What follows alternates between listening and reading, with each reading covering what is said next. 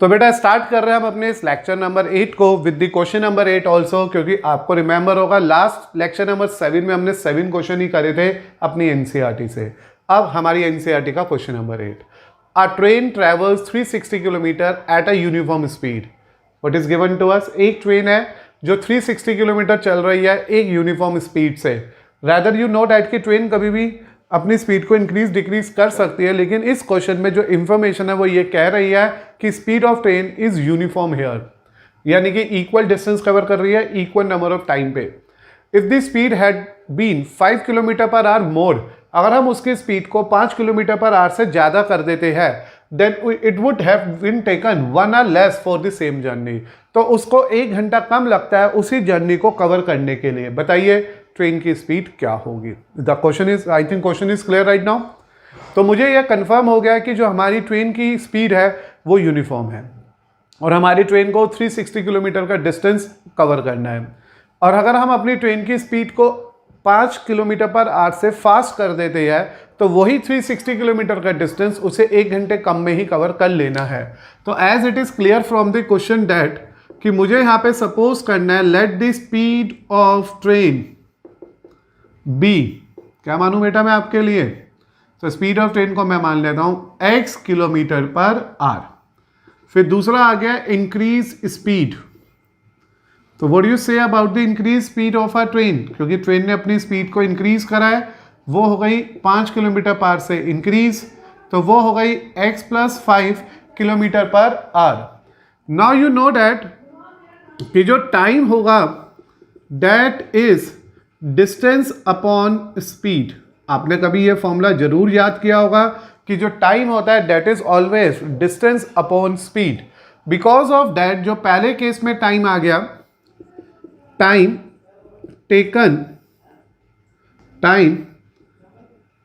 Taken at original speed, कि जब train original speed से चल रही थी तो कितना टाइम आएगा?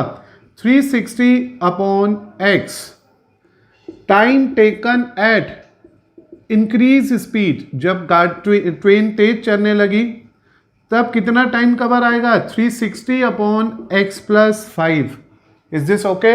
आई am saying here to you that कि मान लीजिए ट्रेन की स्पीड है x, उसकी स्पीड इंक्रीज हो गई x प्लस 5 से। अब जो टाइम होता है वो डिस्टेंस अपॉन स्पीड होता है। तो जब वो ट्रेन अपने ओरिजिनल स्पीड से चल रही थी तो टाइम आया 360 अपॉन एक्स। जब वो ट्रेन इंक्रीज स्पीड से चल रही थी तो टाइम आया 360 upon x plus 5। According to information, according to given, we conclude that, हमें यह पता चल रहा है कि जो यहाँ पे डिफरेंस ऑफ टाइम आ रहा है वो 1 आवर आ रहा है, कि time taken at original speed, time taken at increase speed is 1 hour. This is basically given to you, जिस पे आपको ध्यान देना है। Is this clear? हम लोगों ने अभी तक क्या क्या डिस्कस किया आपको समझ आ गया? मैंने माना कि जो ट्रेन है उसकी स्पीड x है, increase speed of the train x plus 5 है, और जो डिस्टेंस कवर्ड हो रहा है वो 360 किलोमीटर कवर आ रहा है in both of the cases. अब मैंने टाइम निकाला। Why we are concern about the time in our question? Because we know that कि जो डिफरेंस आया है स्पीड को ज्यादा करने के बाद वो टाइम पे ही आया है। पहले ट्रेन का टाइम और जो बाद वाली ट्रेन का टाइम है उसमें 1 घंटे का डिफरेंस आ गया है।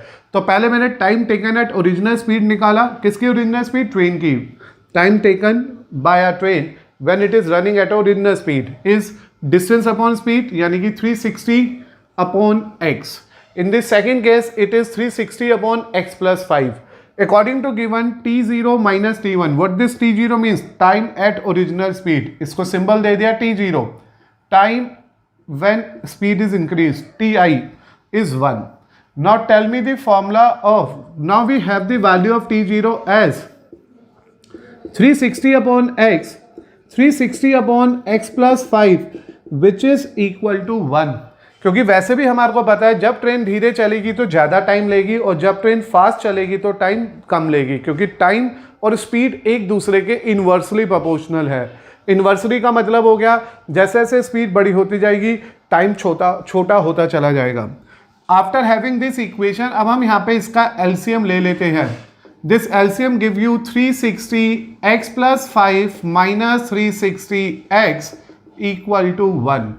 नाउ बेटा this is 360x plus 1800 minus 360x equal to x square plus 5x। सोचो ये क्या किया, इसे ऊपर शिफ्ट कर दिया to just simplify your question, इसको यहां से कैंसिल आउट कर दिया और we are left with x square plus 5x minus 1800 equal to 0।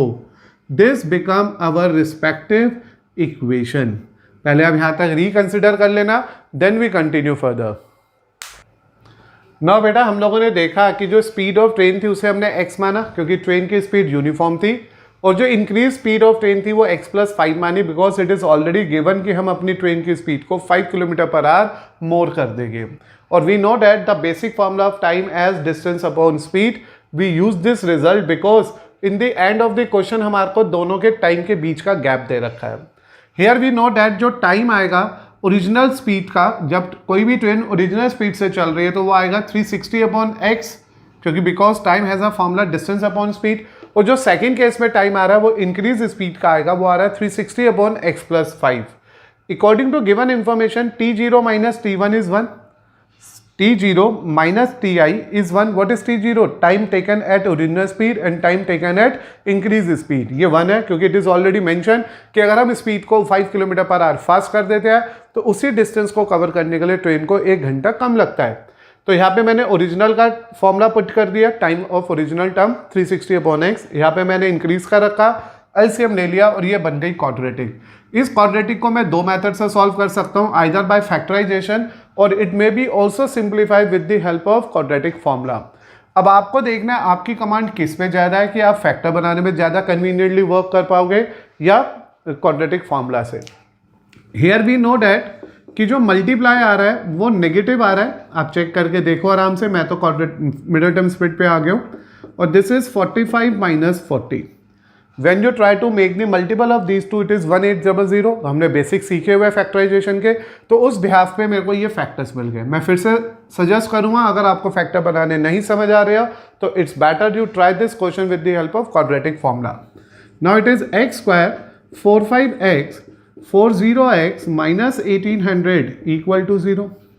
After taking x common we are left with x plus 45।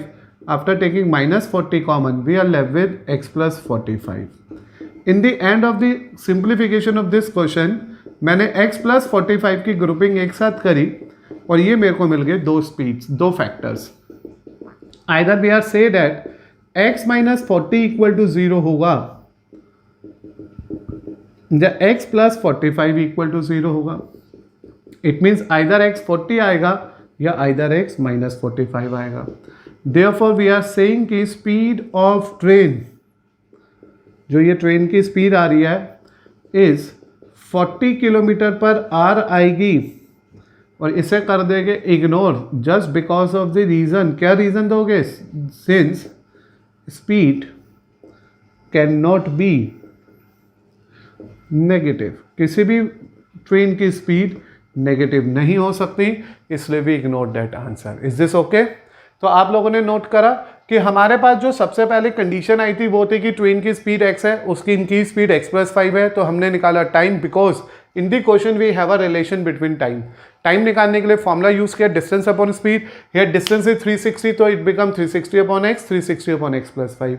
दोनों के बीच का डिफरेंस है 1। We use the results, we simplified carefully, we break it with the help of middle term splitting, and after that when we grouping it we convert it as a factor, तो answer 40 आ गया और minus 45। Speed never be negative, we ignore that part and that is why our answer become 40 kilometre per our.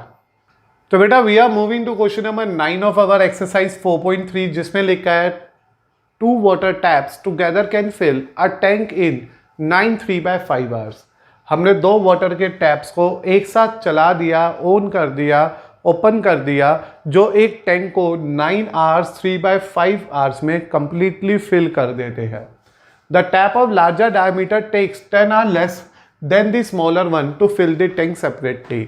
और जो बड़े वाला tab है, जो टैब ऑफ हमारे पास जिसका डायमीटर बड़ा है, मतलब बड़े मुंह वाला जो टैब है, उसको 10 घंटे कम लगते हैं छोटे टैप से, छोटे मुंह वाले टैप से उस पर्टिकुलर कंटेनर को इंडिविजुअली फिल करने में। Find the time in which each tap can separately fill the tank. ये बताइए वो कितना टाइम लगेगा जब दोनों ही टैप्स उसे इंडिविजुअली फिल कर देंगे। तो मैंने यहाँ पे आपके लिए नोट करा कि क्वेश्चन के अंदर इंफॉर्मेशन क्या है कि we have to fill our tank with 2 different type of tap. Tap समझते हैं ना, नल, टूटी, ठीक है, हम उससे उसे फिल कर रहे हैं। जब हम उसे फिल कर रहे हैं तो हमने जो टैप यूज किया है उसके डायमीटर 2 नेचर के हैं, एक छोटे मुंह वाला टैप, एक बड़े मुंह वाला टैप। ऑफ कोर्स बच्चों, छोटे मुंह वाला कम पानी फ्लो करेगा और बड़े मुंह वाला लार्जर डायमीटर वाला टैप ज़्यादा पानी डालेगा।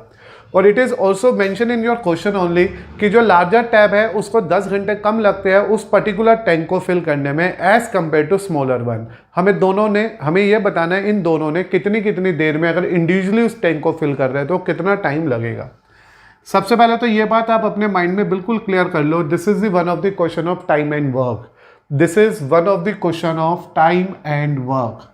और जब भी कभी टाइम एंड वर्क का क्वेश्चन आता है तो शायद तुम्हें याद ही होगा, हमने लीनियर इक्वेशन में भी इस बारे में डिस्कशन किया था कि टाइम वर्क के क्वेश्चन में हमें रेसिप्रोकल पे जाना पड़ता है। क्योंकि अगर हम लोग ये समझे कि एक इंसान अकेला एक काम को 10 दिन में करेगा, 2 पर्सन मिलकर अगर उस काम को करेंगे तो आप 20 दिन नहीं लगेंगे, 10 दिन से कम ही लगेगी दोनों के एफिशिएंसी के हिसाब से। अगर दोनों बराबर एफिशिएंसी के तो 5 ही दिन लगेंगे। तो अगर आप सीधा ऐड कर दोगे तो वो आपके आंसर को गलत कर देगा। इससे जब भी तुम्हारा क्वेश्चन टाइम एंड वर्क का है तो तुम्हारा कंसेप्ट थोड़ा चेंज होना चाहिए। तो यहाँ क्या होगा, आप सीखो मेरे साथ। Let the time taken by smaller diameter tap to fill the tank be x hours। मैंने मान लिया कि जो छोटे डायमीटर वाला टैप था उसको उस पूरे टैंक को फिल करने में x आर लगेगी। फिर लिखा time taken by a larger tap diameter tap to fill that tank be x minus 10 hours। Is this clear? जो छोटे मुंह वाला है वो तो x है और जो बड़े मुंह वाला डायमीटर है वो x minus 10 hours है।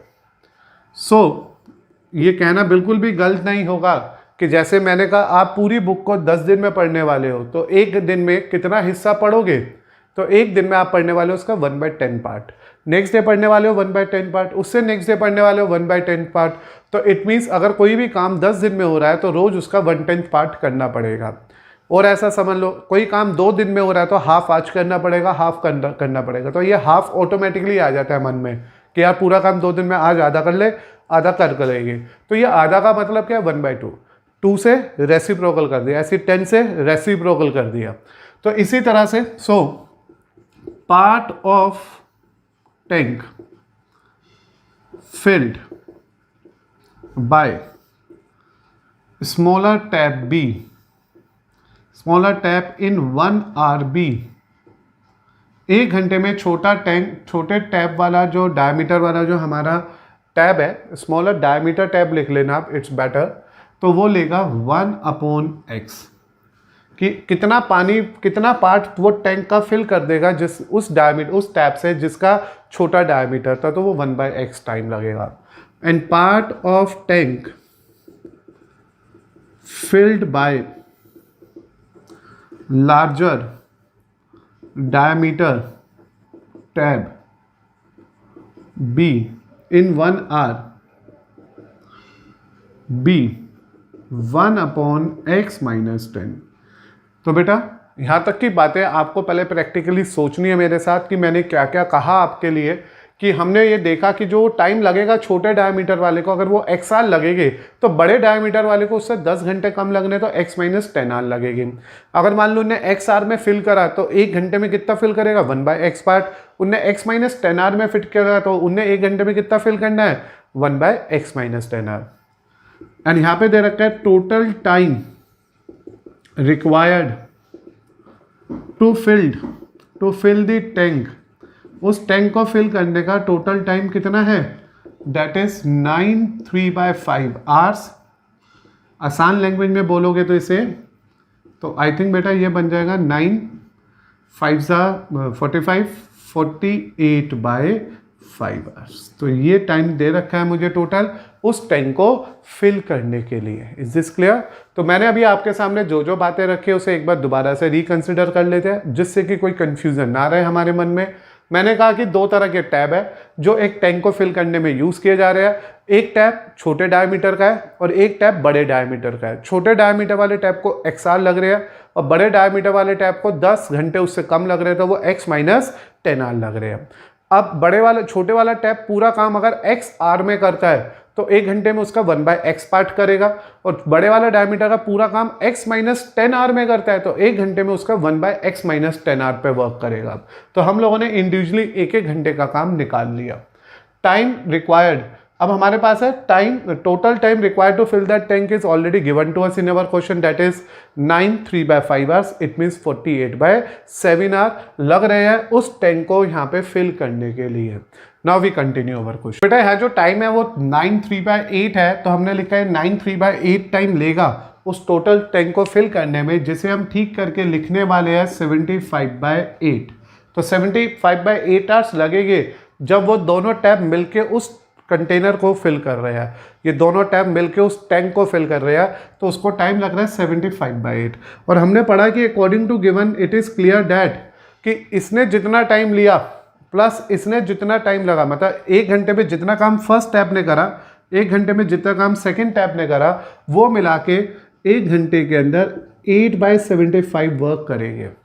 75/8 तो टोटल टैंक फिलिंग टाइम है ना, तो 1 घंटे में कितना पार्ट भरेगा इसका? 8/75। बस यही कंसेप्ट है टाइम एंड वर्क का, कि whenever you plan to simplify your question on the basis of time and work, you have to consider very carefully about the condition that कि जो कुछ भी टाइम दे रखा है उसे एक एक पार्ट में लेके जाना है। अगर आवर्स है तो 1 आवर में ले जाना है, डेज है तो 1 डे में ले जाना है, एंड सो ऑन। अब ये मेरे पास एक सिचुएशन आ गई है, एक इक्वेशन आ गई है, जिसे मैं आपके लिए यहाँ पे सॉल्व करूँगा और कन्वर्ट करूँगा इसे क्वाड्रेटिक इक्वेशन के अंदर। तो मैंने यहाँ पे बेटा आपके लिए लेना है एलसीएम, बिकॉज ऑफ डैट इधर x-10 और इधर x आ जाएगा, यहाँ आ जाएगा 2x-10 और नीचे आ जाएगा x² - 10x, 8/75। Now here from here we cross multiply our terms, यहाँ पे सिंपली से क्रॉस मल्टीप्लाई कर लेते हैं।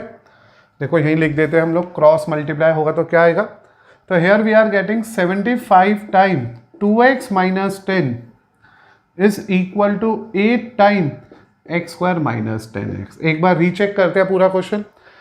छोटे डायमीटर वाले टैप को XR लगा, बड़े डायमीटर वाले टैप को X-10R लगा, तो एक पार्ट 1 घंटे में कितना पार्ट फिल हो गया टैंक का? 1/x।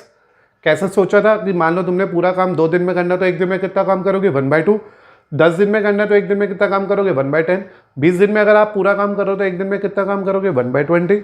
अगर आप कोई काम 16 घंटे में करते हो, 16 आवर्स में करते हो, तो 1 घंटे में कितना काम होगा? 1/16। सिमिलरली अगर ये पूरा काम x आवर्स में करता है तो 1 आवर में कितना काम करेगा? 1/x, दूसरा करेगा 1/x-10। Total time to fill that tank is 9 3/8, जो 75/8 हो गया। अकॉर्डिंग टू सिचुएशन जो काम इसने 1-1 घंटे में किया, वो टोटल काम मिलके इस टैंक के 1 घंटे में कन्वर्ट हो गया, जो आ गया 8/75।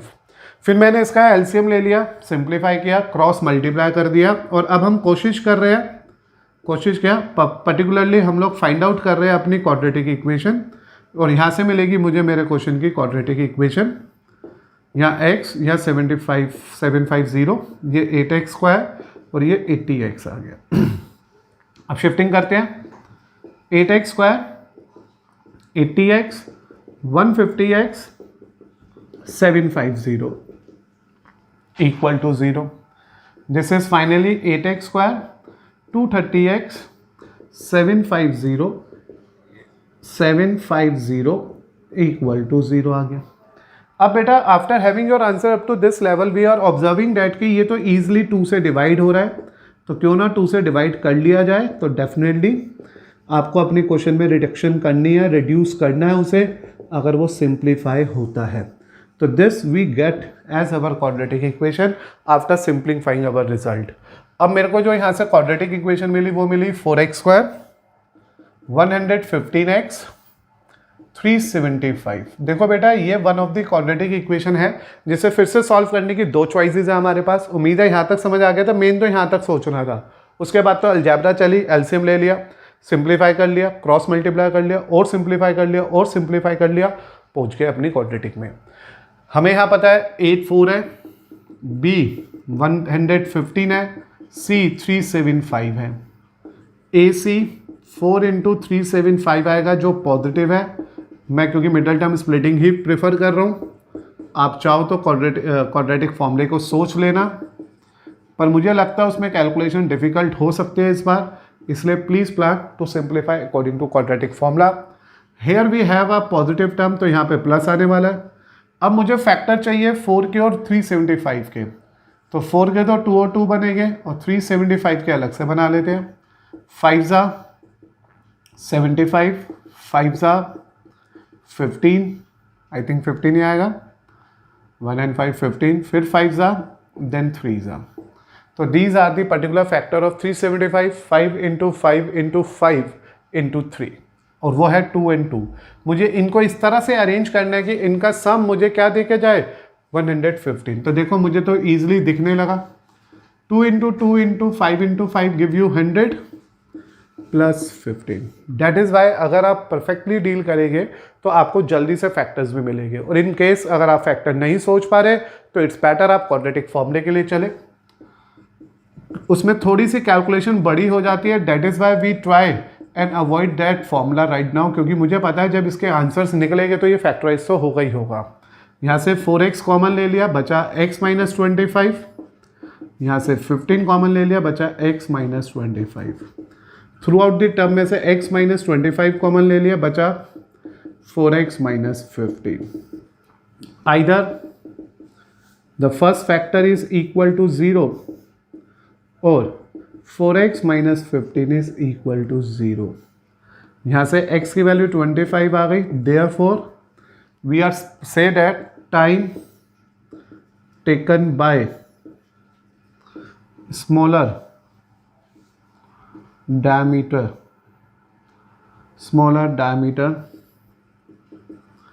टैब, जो छोटे डायमीटर वाला टैप है उसको कितना टाइम लग रहा है बेटा, 25 आवर्स।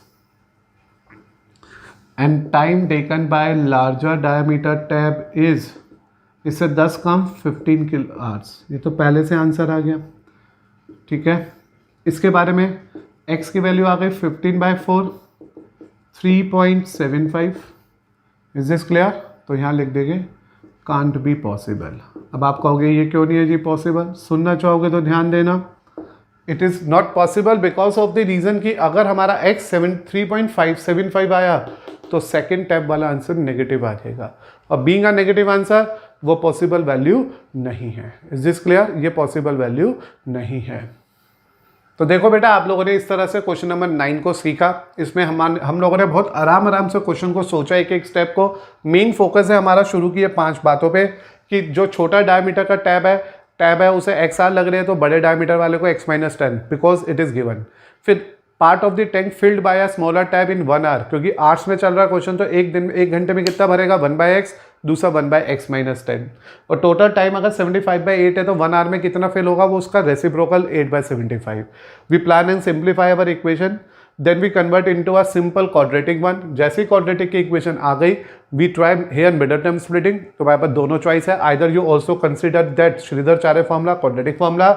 उससे मुझे x की वैल्यू 25 और 15/4 मिली। 25x आया तो लार्जर टैप का टाइम 15 आ गया, और जहाँ ये 3.75 आया तो लार्जर टैप का टाइम नेगेटिव आ गया। नेगेटिव का टाइम पॉसिबल नहीं होता, इसलिए मैंने लिख दिया it's can't be possible. Properly लिखा ना, बिकॉज अगर स्मॉलर टाइप को इतना टाइम लगेगा तो लार्जर टाइप को नेगेटिव टाइम लगेगा, और negative time is not possible for a particular question. Move करते हैं क्वेश्चन नंबर 10 की तरफ, जिसमें लिखा है in an express train take 1 hour less than a passenger train. यहाँ पे एक आइडिया लग गया कि 2 तरह की ट्रेन है, एक एक्सप्रेस और एक पैसेंजर। उम्मीद है बताने की नीड नहीं है दोनों में क्या डिफरेंस होता है। Express train take 1 hour less than a passenger train to travel 132 kilometres between Mysore and Bengaluru. कहते हैं मैसूर और बेंगलुरु के बीच में 132 किलोमीटर का डिस्टेंस है, और एक्सप्रेस ट्रेन को 1 घंटा कम लगता है पैसेंजर ट्रेन से। एक्सप्रेस ट्रेन जनरली वो होती है जिसकी स्पीड ज़्यादा होती है as compare to passenger train. फिर आगे लिखा है if the average speed of express train is 11 kilometre per hour more than that of passenger train. इन्होंने भी लिखा हुआ है एक्सप्रेस ट्रेन की जो स्पीड है वो पैसेंजर ट्रेन की स्पीड से 11 किलोमीटर पर आवर फास्टर है। Find the average speed of the train, हमें दोनों ट्रेन की एवरेज स्पीड निकालनी है। तो मैंने सबसे पहले माना let speed of passenger train be, passenger train की स्पीड को मैंने x kilometre per hour suppose कर लिया। फिर हम लोगों ने लिखा speed of express train be x plus 11 kilometre per hour. क्या बेटा इतना समझ आया? Why we are consider both speeds one by one, क्योंकि इट इज ऑलरेडी मेंशन कि पैसेंजर ट्रेन की स्पीड जो भी होगी एक्सप्रेस ट्रेन की स्पीड उससे 11 किलोमीटर पर आवर फास्टर होगी। एक तो मुझे ये पता है, दूसरा मुझे ये पता है कि उन दोनों स्टेशन के बीच में 132 का गैप है। डिस्टेंस और लेंथ ऑफ द जर्नी जो भी आप बोलना चाहो is 132 kilometre between Mysore and Bengaluru. अब इट इज गिवन दैट कि इन दोनों में टाइम का डिफरेंस है 1 आवर। तो आपको याद आ गया होगा अभी थोड़ी देर पहले इसी लेक्चर में एक क्वेश्चन आया था जहां पे टाइम डिफरेंस का क्वेश्चन आया था। तो मैंने लिखा since time is basically distance upon speed, ये तो फॉर्मूला आपने पढ़ा ही होगा। अब बेसिक फॉर्मूला बेटा हम लोगों ने यहाँ पे निकाला पैसेंजर ट्रेन ने कितना टाइम लिया उस डिस्टेंस को कवर करने के लिए, that is 132 upon x, distance upon speed. इसी तरह से एक्सप्रेस ट्रेन ने कितना टाइम लिया उस डिस्टेंस को कवर करने के लिए, that is again 132 upon x plus 11। According to the basic information given to us, it is already mention that express train जो है वो 1 घंटा कम लेता है पैसेंजर ट्रेन से। It means time taken by passenger train minus time taken by express train 1 hour है, क्योंकि it is already mention in your question that passenger train को ज्यादा टाइम लगेगा as compare to express train. Because of that मैंने यहां लिखा passenger train के time में से एक्सप्रेस ट्रेन के टाइम को अगर हम सब्ट्रैक्ट करते हैं तो वी आर गेटिंग 1 देयर। तो what is the value of time taken by passenger train, that is 132 upon x, this is 132 upon x plus 11 equal to 1। Now what we have to consider here, we need to take the LCM here and for that LCM मेरे पास आ गया यहाँ पे x plus 11। चाहो तो 132 common भी ले सकते हो आप लोग। तो मैंने यहाँ पे 132 x plus 11 minus 132x equal to 1 ले लिया। इसको फर्दर सिंप्लीफाई करते हैं, 132x 132 into 11 minus 132x upon x square plus 11x equal to 1। This value is easily cancel out with this result, this term. So we are just left with 132 into 11 कर लो, आप multiply कर लीजिएगा ध्यान से। It is 1452 equal to x square plus 11x, x square plus 11x minus 152 equal to 0। Now again we are in a position to simplify this quadratic equation just with the help of factorization or by the help of quadratic formula। यहाँ पे x square आ रहा है, यहाँ बड़ा सा bracket 1452 के मुझे बनाने हैं फैक्टर्स जिनका डिफरेंस हमारे को 11 देगा। Why I am saying it is difference, क्योंकि इन दोनों का मल्टीप्लाई नेगेटिव आ रहा है। तो मुझे यहाँ पे 142 के प्राइम फैक्टर्स बनाने हैं। तो क्या हो गए 142 के प्राइम फैक्टर्स, पहले 2 जा चेक करते हैं, 7 2 6, फिर 2 जा आ गया 3 6 3, फिर 3 जा आ गया 1 2 1 11 and 11। तो these are some prime factors, these are the prime factors of this 1452। ये जो प्राइम फैक्टर आ गया उसमें एक 33 दिखाई दे रखा है और एक 44 दिखाई दे रहा है। तो it will be consider as 44 minus 33। Is this okay? 44 minus 33, because 44 minus 33 will give us 11 और इसका मल्टीप्लाई आ रहा है 1452। तो it is x square 4x 333x 1452 equal to 0. Now what we need to do, we have to take x as common. We are left with this value. Here we need to take 33 common. We left with this value. Throughout the question we take x 44 common. We are left with x 33 equal to 0. So either x plus 44 equal to 0 or x minus 33 equal to 0. x equal to -4, तो तुम्हें पता ही है ये गया ignore होने के लिए। Reason दोगे आप, पता है क्यों? Since speed of a train can't be negative, तो छोड़ दिया ऐसे यहीं पर ही हमने। और जब मैंने बेटा इसे सॉल्व किया तो x आ गया 33, therefore speed of passenger train, क्योंकि x का मतलब पैसेंजर ट्रेन है, वो कितनी आ गई 333 किलोमीटर पर आवर। और स्पीड ऑफ एक्सप्रेस ट्रेन भी क्योंकि हमसे पूछी है इन्होंने, वो आ गई 44 किलोमीटर पर आवर। कैसे आई 44? Just because of the result x+11। तो रीचेक कर लो पूरा क्वेश्चन एक बार फिर से। आज ही के लेक्चर में हमने इसे डिस्कस किया था। आज का जो पहला क्वेश्चन था इस लेक्चर का वो भी इसी कंसेप्ट पे ही बेस्ड था। क्वेश्चन में लिखा था एक एक्सप्रेस ट्रेन है जिसे 1 घंटा ज़्यादा लगता है एज कंपेयर टू 1 घंटा कम लगता है as compare to passenger train जब वो 132 किलोमीटर का डिस्टेंस कवर करता है। और एक्सप्रेस ट्रेन की जो स्पीड है वो 11 किलोमीटर पर आवर ज़्यादा है as compare to passenger train. तो मुझे ये कंफर्म हो चुका है क्वेश्चन को रीड करने से, पैसेंजर ट्रेन की स्पीड को अगर x माना जा रहा है तो एक्सप्रेस ट्रेन की स्पीड को x+11 मानेंगे। Distance is 132 kilometre, either you go with the help of passenger train और बाय एक्सप्रेस ट्रेन, डिस्टेंस तो सेम ही रहेगा दोनों सिटीज के बीच में। और we know that time is basically distance upon speed. तो because of this basic formula मैंने पहले time taken by passenger train calculate कर लिया, then time taken by express train calculate कर लिया। Why we are concern the time in our question? The reason is very clear, क्योंकि हमारे को जो रिलेशन दे रखा है क्वेश्चन में वो टाइम का दे रखा है कि पैसेंजर ट्रेन को 1 घंटा ज़्यादा लगेगा एक्सप्रेस ट्रेन से या एक्सप्रेस ट्रेन को 1 घंटा कम लगेगा पैसेंजर ट्रेन से, बात एक ही है। बिकॉज ऑफ दैट मैंने ये कैलकुलेशन, ये एक सिंप्लीफाइड वैल्यू लिख ली यहाँ पे कि time taken by P, time P means time taken by passenger train, time taken by E means time taken by express train का डिफरेंस 1 आ रहा है।